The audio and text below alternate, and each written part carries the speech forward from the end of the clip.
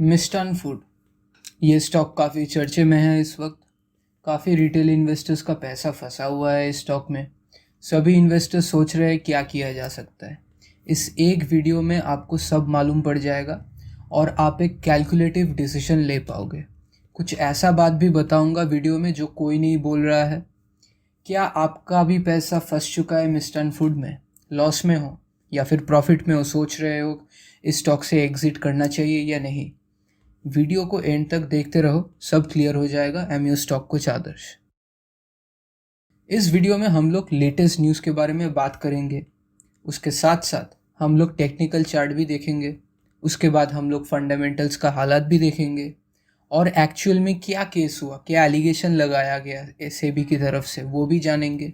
और ये सब एनालिसिस के बाद कंक्लूजन में पहुंचने की कोशिश करेंगे। तो चलिए एक एक करके एनालाइज करते हैं।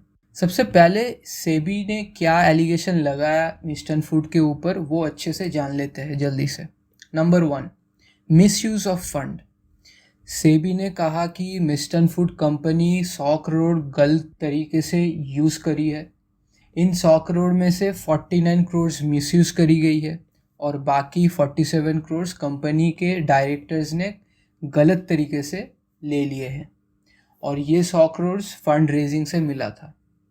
Number 2, false records. सेबी ने कहा कि इस कंपनी ने झूठी फाइनेंशियल स्टेटमेंट्स बताई और कंपनी ने बैंकिंग ट्रांजैक्शन करी दूसरे एंटिटीज़ के साथ, यानी कि दूसरे कंपनियों के साथ, जो कि असल में एग्जिस्ट ही नहीं करता है। मतलब मिष्टान फूड ने शेल कंपनीज बनाई हैं और उन शेल कंपनीज के साथ ट्रांजैक्शन करी और सेबी को लगता है ये एक बहुत बड़ा फ्रॉड है।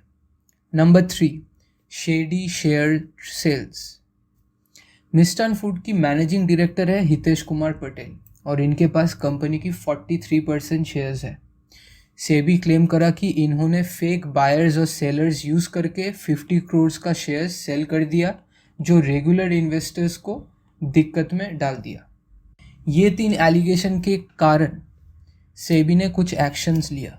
नंबर 1, मिष्टान फूड अब 7 सालों के लिए पब्लिक मनी रेज नहीं कर सकती। नंबर 2, सेबी अभी वो 100 करोड़ लौटाने को बोल रहा है। नंबर 3, सेबी ने मिष्टान फूड के मैनेजिंग डायरेक्टर और बाकी के डायरेक्टर्स को अभी के लिए स्टॉक मार्केट से बैन कर चुका है। आज मिष्टान फूड के स्टॉक्स लोअर सर्किट में ओपन होते हुए देखा, लेकिन उसके बाद अच्छा खासा बाइंग देखने को मिला। जो गिरावट हुई थी कुछ दिनों में, वो रिकवर होते हुए नज़र आ रहा है। सवाल ये है कि इतना बड़ा एलिगेशन मिष्टान फूड के ऊपर लगने के बाद फिर से स्टॉक रिकवर कैसे हो रहा है? कल तक सेलिंग प्रेशर बहुत ज़्यादा था, लेकिन आज ही अचानक से बाइंग प्रेशर शुरू हो गया। इससे हम लोग गेस कर सकते हैं कि इस स्टॉक में बड़े प्लेयर्स अभी भी घुसे हुए हैं। ऑपरेटर्स अभी इस स्टॉक को कंट्रोल कर रहे हैं प्रॉफिट बुकिंग के लिए। देखिए जो स्टॉक लगातार गिरती जा रही थी, सेबी की केस लगने के बाद एक ही दिन में 10% के आसपास स्टॉक प्राइस ऊपर तभी जा सकता है जब उसमें बड़े प्लेयर्स यानी कि ऑपरेटर्स इन्वॉल्व्ड हो। रिटेल इन्वेस्टर्स अभी इस स्टॉक में फंस सकते हैं, लेकिन एक चीज़ बताऊंगा जो कोई नहीं बोल रहा है, जो पैसा डूबने का जो लॉजिक है उसको कॉन्ट्राडिक्ट करता है। मैं वो लास्ट में बताऊंगा, तो वीडियो देखते रहिए। अगर आपका इन्वेस्टमेंट इस स्टॉक में फंसा हुआ है अभी इस वक्त इस सिनेरियो में, आप एवरेज कर सकते हो और एग्जिट पॉइंट का मौका ढूंढ के निकल जा सकते हो। अगर आपको लॉन्ग टर्म के लिए इस स्टॉक में अपना इन्वेस्टमेंट रखना है तो वो रख सकते हो।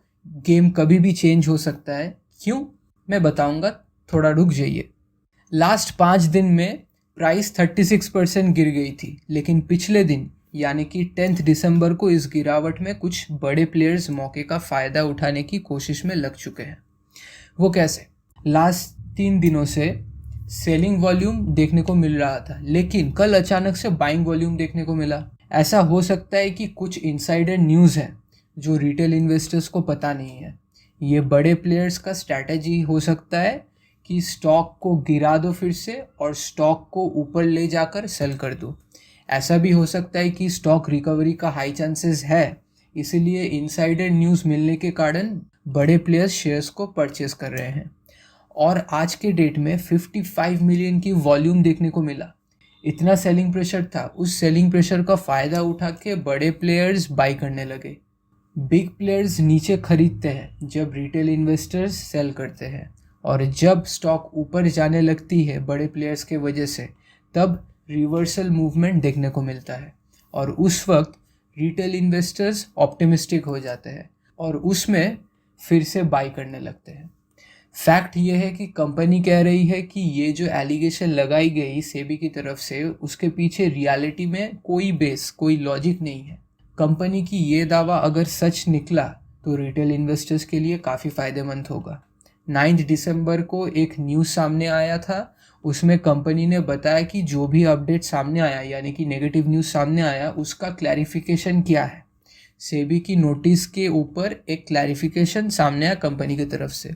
इस क्लैरिफिकेशन में मिस्टन फूड कंपनी ने सेबी की फाइनेंशियल फ्रॉड की एलिगेशन को रिजेक्ट कर दी है, और कंपनी ने सेबी को कोर्ट में चैलेंज करी है। मिस्टन फूड ने ये भी बताया कि ये एलिगेशन बेसलेस है और बिजनेस को अफेक्ट नहीं करने वाला। अब देख लेते हैं इसकी फंडामेंटल्स और फाइनेंशियल्स को।